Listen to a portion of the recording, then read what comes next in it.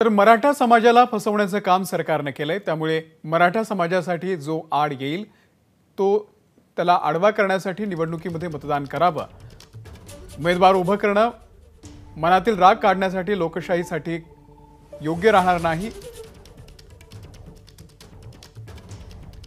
असं विजय वडेट्टीवार यांनी म्हटलेलं आहे।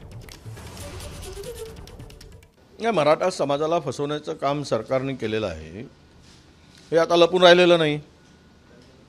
जे जुन्या चुका परत करून समाजाला न टिकणारं आरक्षणच दिलं आहे असा संपूर्ण मराठा समाजाची समज झाली आहे किंवा मराठा समाजाला हे कळून चुकलं आहे।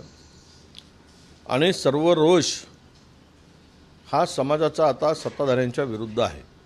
तुम्ही अशा पद्धतीनं उमेदवार उभे करण्यापेक्षा जो मराठा समाजाच्यासाठी आडवा येतो आहे त्याला आडवा करण्यासाठी मतदान करा, एवढं समाजाने करावं, त्याला आडवं करावं निवडणुकीत। एबीपी माझा, उघडा डोळे बघा नीट।